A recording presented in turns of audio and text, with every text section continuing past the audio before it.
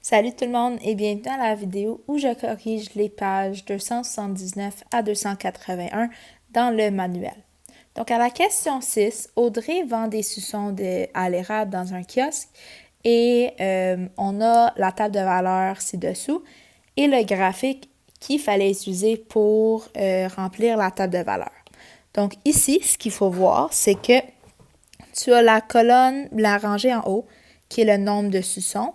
Et c'est la même chose pour l'axe des X ici. Pour l'axe des Y, c'est les gains. Et donc ça, c'est la deuxième colonne. Deuxième rangée, désolé. Donc si je regarde ici, après un suçon, elle fait entre 1 et 2 donc 1 et 50. Pour 2 suçons, elle en fait 3. Elle fait 3 Pour 3 suçons, 4,50 et ainsi de suite. Donc, j'ai juste inscrit les coûts, les gains, je devrais dire, pour chaque quantité de suçons vendus. Pour la question 7, ici, la valeur d'une automobile diminue chaque année et le graphique représente la valeur de l'automobile au fil des années. Donc ici, à la première rangée, c'est les années suivant l'achat, ici. Et la valeur, c'est la deuxième rangée. Donc, une année après l'achat, c'est 22 500. 2 années après l'achat, c'est 21 000 et ainsi de suite. À la question B, on veut savoir la valeur après 5 ans. Donc, je regarde 5 ans ici, vis-à-vis c'est 16 500 environ. Et la question C, si on veut savoir combien a coûté la voiture au prix, le prix de l'achat. Donc, à 0 ans avant l'achat, on serait où? Donc, on peut voir qu'à chaque fois, c'est un bond de 1500 $. Donc, si je recule de 1500 $, je serai rendu ici. Donc, on peut voir que le coût à l'achat, c'est de 24 000. Donc, ça, c'est la réponse. L'explication peut varier. À la question 8. Ici, c'est une table de valeur pour une bibliothèque quand tu remets un livre en retard. Et cette table de valeur-là, on voulait que avec cette table de valeur-là, on voulait que tu me dessines un graphique. Donc ici, tes nombres de jours, je suis allée les placer sur l'axe des X et j'ai mis le petit titre aussi. Sur l'axe des Y, j'ai mis l'amende avec le titre. Et ici, j'ai mis la bibliothèque comme titre. Vous auriez pu mettre n'importe quel autre titre, retard à la bibliothèque, comme vous voulez.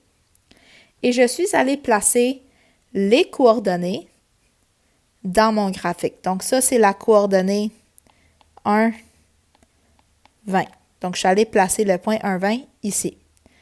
2, 40. Je suis allée placer ce point là. Et ainsi de suite pour former mon graphique. Pour la question B, on voulait savoir quelle est la raison. Donc, on peut voir que c'est vraiment plus 20 à chaque fois. Et donc, ça, c'est ma raison. Et c'est l'amende par jour, parce qu'à chaque jour, c'est une amende de 20 sous. Et pour la question C, on voulait savoir que si l'amende est de 6 $, c'était combien de jours en retard? Donc, 6 $, ça l'équivaut à 600 sous. Et si on sait que pour 5 jours de retard, tu as 100 sous, bien là, si le montant c'est 6 fois plus grand, bien c'est 6 fois le nombre de jours. Donc, c'est 30 jours de retard. La question 9 ici, on a un graphique et on voulait savoir combien de points Charlotte a-t-elle accumulé durant les parties suivantes. Donc, à la première partie, elle a accumulé 4 points. À la deuxième, 6 points. À la troisième, 9 points. Donc, je les ai tous écrits ici. Et j'ai écrit la suite. Je l'ai juste continué vraiment en me fiant au graphique. Ici, on veut savoir s'il s'agit d'une suite arithmétique. Donc, je vous rappelle, une suite arithmétique, c'est une suite qui a une régularité ou une raison. Donc, ça l'augmente toujours par le même nombre, ça diminue toujours par le même nombre. Et ici, ce n'est pas une suite arithmétique. puisqu'il n'y a pas de régularité. C'est pas toujours plus 2, plus 2, plus 2. C'est plus 2, plus 3, moins 4, et ainsi de suite. Et finalement, pour la question 10, on a une suite avec des cercles et on voulait compléter la table de valeurs et le graphique. Donc, pour ma table de valeurs, le rang, ça serait ma première figure, ma deuxième, ma troisième et ainsi de suite. Et mon terme, ça serait le nombre de cercles dans chaque figure. Donc, ma première figure, il y en a une. Ma deuxième figure, j'en ai 5. Ma troisième figure, j'en ai 9. Et ainsi de suite. Et je suis allée placer ces éléments-là dans mon graphique. Donc, je vous rappelle, ça, c'est mon coordonnée 1, 1. Donc, je suis allée placer le point 1, 1 dans mon graphique et j'ai fait de même pour les autres. Pour la question B, on voulait savoir la raison de la suite. Donc, encore une fois, je peux voir que c'est plus 4 à chaque fois. Le 6e terme de cette suite est 21. C'est écrit dans ma table de valeurs. Et pour trouver mon 10e terme, je pourrais juste continuer ma suite.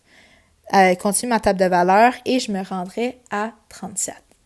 Donc, en espérant que la vidéo vous a aidé tout le monde, on se revoit bientôt. Bonne journée!